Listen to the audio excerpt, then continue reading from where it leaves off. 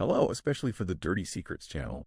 Emma Carter gazed at her husband across their candlelit dining table, admiring how the soft light caught his jawline. 15 years of marriage, and Michael Thompson still made her heart flutter. "To us," Michael said, raising his glass. "And to closing that Henderson account. We're going to Bali next spring, just like you wanted." Emma clinked her glass against his. Michael was always thoughtful that way, remembering her dreams, surprising her with gifts, making time despite his demanding job as an investment consultant. Later that night, as Michael showered, his phone buzzed on the nightstand. Emma glanced over, not meaning to pry, but the preview caught her eye. "I miss you. Please come home soon." The sender was labeled Work Henderson Project. A fleeting unease passed through her. Why would a work contact say that? But Michael stepped out of the bathroom, hair damp and smiling, and the thought dissipated like steam. "I might need to work late again tomorrow," he said, climbing into bed beside her. "3 nights this week?" Emma frowned. Michael kissed her forehead. "The price of success, sweetheart. It'll calm down soon." She nodded, nestling against his chest. This was their perfect life, the renovated brownstone, weekend brunches, summer vacations. What more could she want? Yet as Michael's breathing deepened in sleep, Emma lay awake, a whisper of doubt creeping through her mind like a shadow. Over the next few weeks, Emma couldn't shake the growing sense that something was wrong. Text message might have been nothing, but other inconsistencies began to accumulate like dust in forgotten corners. Michael's business trips had increased from quarterly to monthly. When she called the office during one such trip, his assistant sounded confused. "Mr. Thompson called in sick today." Then there was the receipt she found in his jacket, an expensive women's bracelet purchased on their anniversary, yet she'd received earrings that day. When questioned, Michael mentioned a gift for his mother, though her birthday was months away. Most disturbing was the scent, a distinctive floral perfume that clung to his shirts. Not overpowering, just present enough to notice. "New colleague at work," Michael explained when Emma finally asked. "Stands too close during presentations." It was plausible. All of it was plausible. Until the night Emma woke at 2 a.m. to find Michael sitting in the dark, scrolling through photos on a phone she'd never seen before. He quickly pocketed it when he noticed her stirring.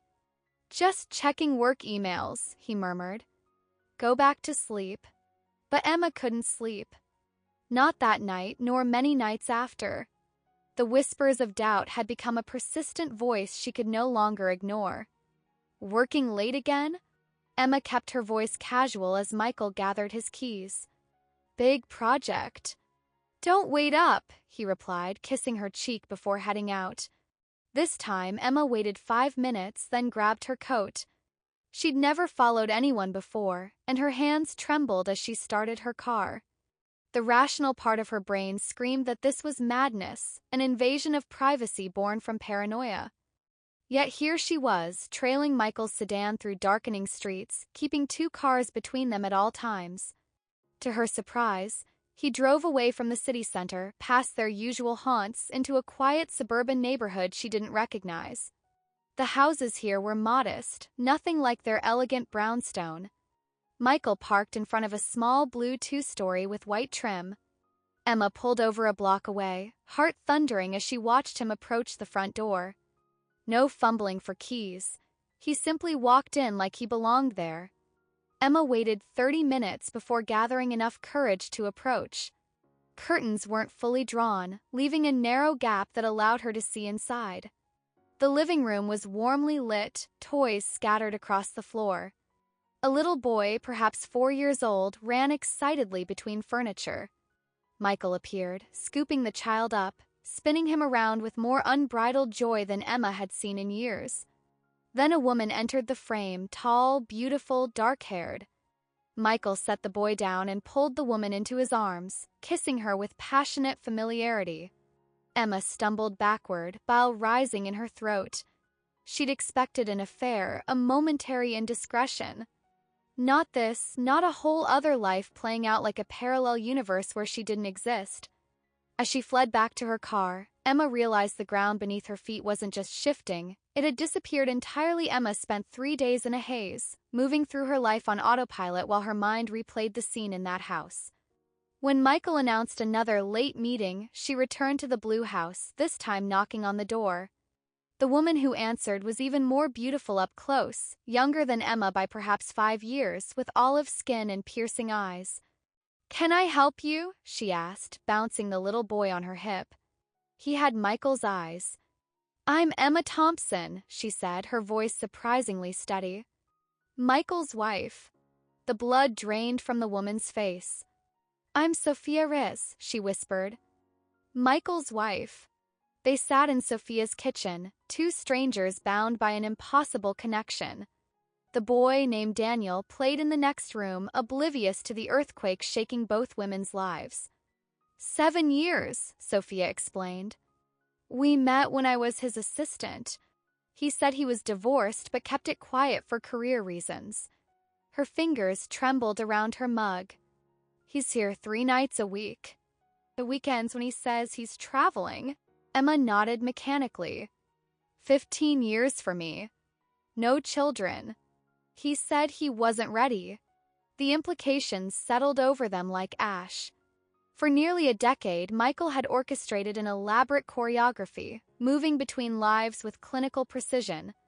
"Does he seem happy when he's here?" Emma asked, immediately regretting the question. Sophia's eyes softened with unexpected compassion. "I used to think so. Now I wonder if I know him at all."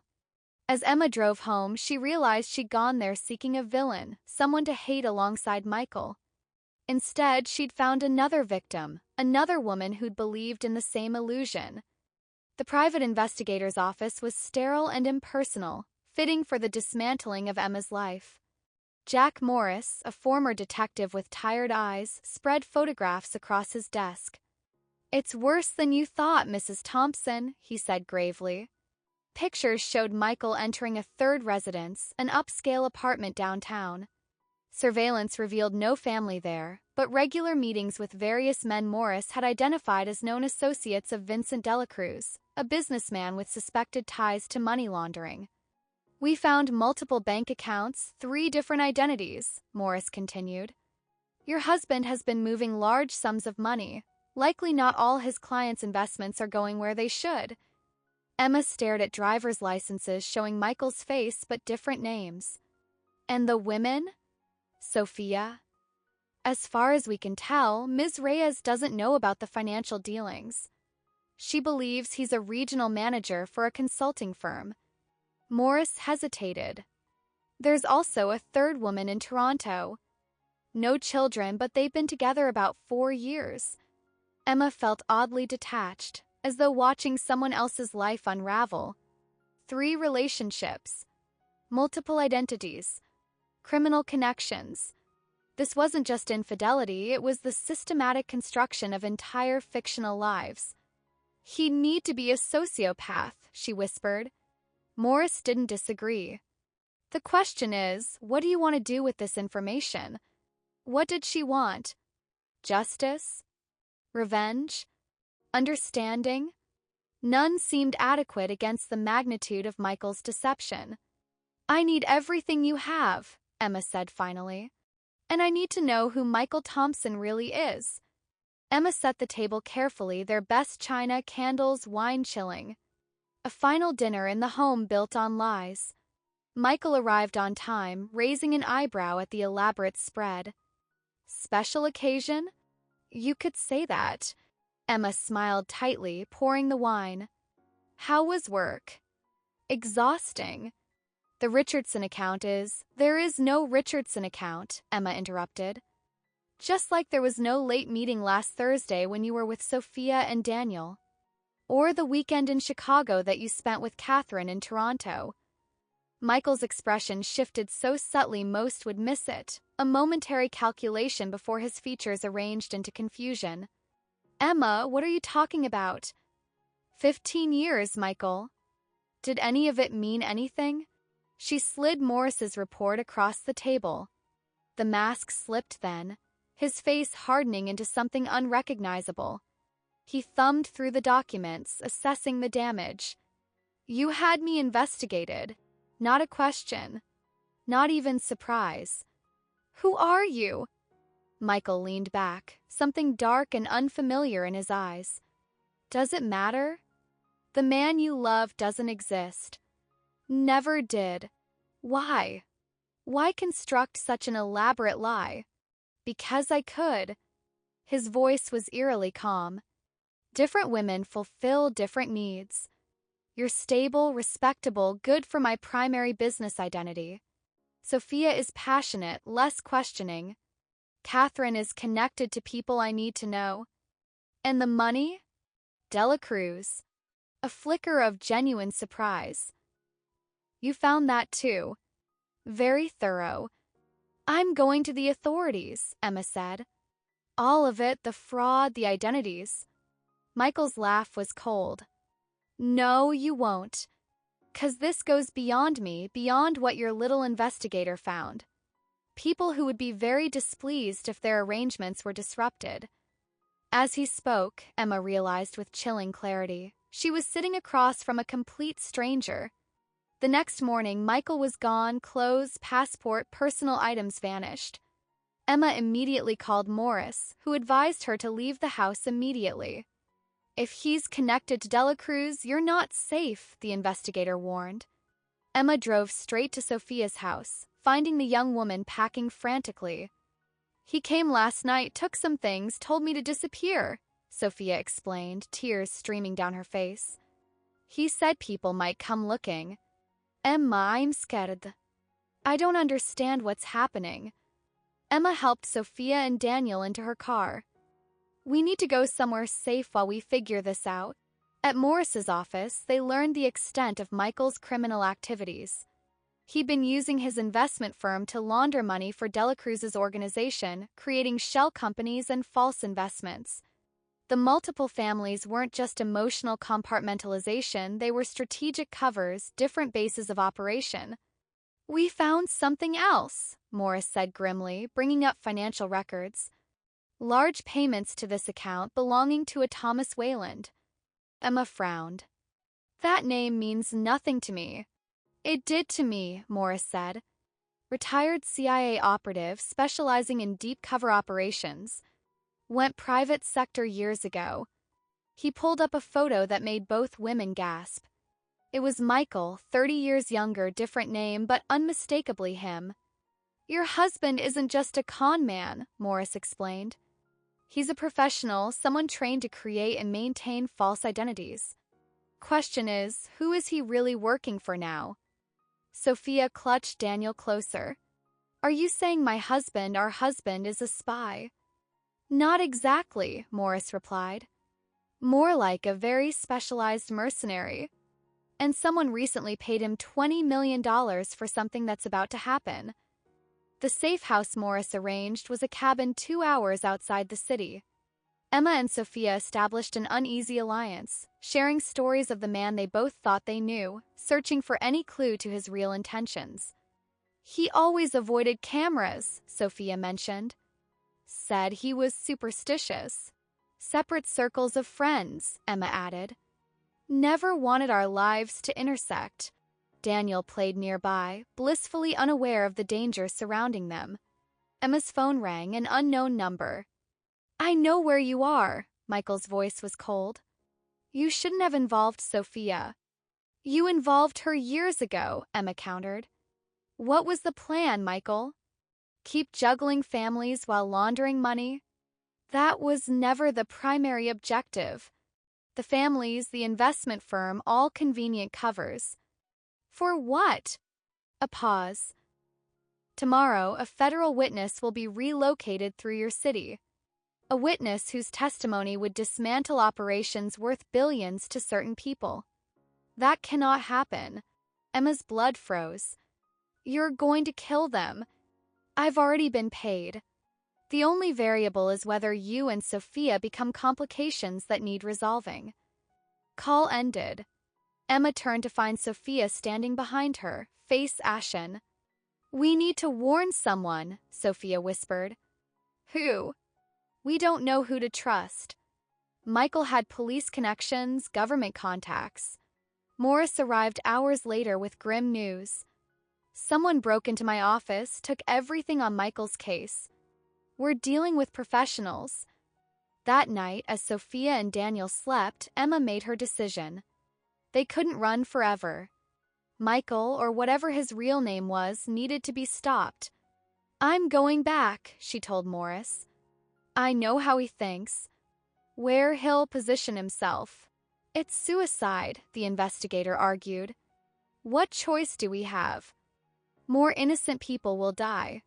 Morris reluctantly agreed to help, but as dawn broke, they discovered Sophia and Daniel missing, a note left behind. He has my mother. I had to go. Trap was closing around them all. Emma raced back to the city with Morris, piecing together what they knew. The witness transfer would happen at the federal building downtown. If Michael was planning an assassination, he'd need a sniper position with clear sightlines. There, Emma pointed to a map. The Carlisle building. He took me to the rooftop restaurant there for our 10th anniversary. Perfect vantage point. As they approached, Emma's phone rang again, Sophia's number. You're clever, Emma. Not Sophia's voice, but a woman's, older, refined. Always Michael's most intelligent project. Who is this? Where's Sophia? Eleanor Voss. Michael works for me, has for almost 30 years. Sophia and her son are safe for now. Morris mouthed silently. Voss International, a global security consulting firm with government contracts. Michael isn't a criminal, Eleanor continued. He's an asset elimination specialist. The witness he's targeting is a terrorist who's manipulated federal protection. We're preventing a catastrophic attack. Why should I believe you? You shouldn't. Trust should be earned, not given. But ask yourself, have you verified who this witness really is? Or are you operating on assumptions provided by your investigator friend? Emma glanced at Morris, suddenly uncertain. Michael created separate lives because his work required compartmentalization, Eleanor explained. But he grew attached to you both, a weakness in our profession. Now he's compromised. What do you want? Let him complete this mission. Then we can discuss extracting all of you safely, you, Sophia, the boy. The new identities, new lives. And if I refuse? Then innocents die, including the families of everyone involved. Your husband isn't the only operative we control. The line went dead, leaving Emma with an impossible choice. Carlisle building rooftop was eerily quiet when Emma and Morris arrived. She'd insisted on coming alone, but the investigator refused to let her face this without backup. They found Michael setting up a sniper rifle at the edge, his movements precise and practiced. It's over, Michael, Emma called. He didn't look surprised to see her. You shouldn't be here. Neither should you. Voss contacted me. I know what you're planning. Michael's expression hardened. Then you know why it has to happen. I don't know anything anymore, Emma replied. Is the target really a terrorist? Or is that another lie? Before he could answer, the rooftop door burst open. Sophia stumbled through, eyes wild with fear, followed by a composed Eleanor Voss. I told you to stay put, Michael snapped at Sophia. Your wife is resourceful, Eleanor commented. Found her way out of our safe house. Morris moved toward Michael. Put the weapon down. Michael didn't move. The convoy will be here in 4 minutes. This ends today. Not like this, Emma pleaded. There has to be another way. Eleanor sighed. There isn't. And we've wasted enough time. She drew a pistol, pointing it calmly at Sophia. Michael, finish the job or I'll finish her. In that moment, Emma saw something she never expected, genuine fear in Michael's eyes. Whatever his deceptions, his feelings for Sophia were real. Morris lunged for Eleanor. A shot rang out. Morris fell, clutching his shoulder. Michael moved with startling speed, placing himself between Eleanor and Sophia. Lower the gun. Now. You've gone soft, Eleanor said with disappointment. 15 years ago, you wouldn't hesitate. 15 years ago, I was a different person. No, Eleanor replied. You were no one. I made you. Gave you purpose, identity. Emma inched toward the rifle Michael had abandoned. Eleanor noticed, firing a warning shot near her feet. What happened next unfolded in seconds. Michael charged Eleanor. 2 shots cracked through the air. Both figures crumpled to the ground as federal vehicles appeared on the street below. 3 months later, Emma sat across from Sophia in a quiet cafe far from the city they once called home. Between them, Daniel colorfully scribbled in a dinosaur coloring book. The new identities are ready, Emma said quietly. Morris says we can relocate next week. Sophia nodded, absently touching the scar on her arm where Eleanor's bullet had grazed her. Has there been any change? No. Still in federal custody, still cooperating with authorities. Michael had survived his confrontation with Eleanor, unlike his former handler. Now he was dismantling Voss International's operations from the inside, trading information for potential leniency. Do you ever wonder which version of him was real? Sophia asked. Emma considered the question. I think they all were in their way. The husband, the father, the operative. Compartmentalized, like Eleanor taught him. The truth had been more complex than either woman imagined. Eleanor Voss had indeed rescued a young, nameless orphan decades ago, molding him into the perfect chameleon. But her organization hadn't been protecting national security, they'd been selling services to the highest bidder, eliminating problems for powerful clients. The terrorist witness had actually been a whistleblower prepared to expose it all. What will you tell Daniel when he's older? Emma asked. Sophia watched her son drawing. That his father did terrible things for the wrong reasons, but in the end he chose to protect what mattered most. They sat in silence, 2 women forever connected by the ultimate betrayal, yet now bound by something stronger, the truth, however painful. We should go, Emma said finally. Our flight leaves early. As they walked out into the sunlight, Emma felt the weight of her wedding ring, still on her finger despite everything. Some habits were hard to break. Some wounds would never fully heal. But ahead lay something she'd thought impossible months ago, a future unburdened by lies where every step forward was her choice alone. Perfect illusion had shattered, but from its fragments, Emma had finally found something real, herself. Thank you for watching. If you liked the story, like, subscribe to the channel and share with your friends. Thank you.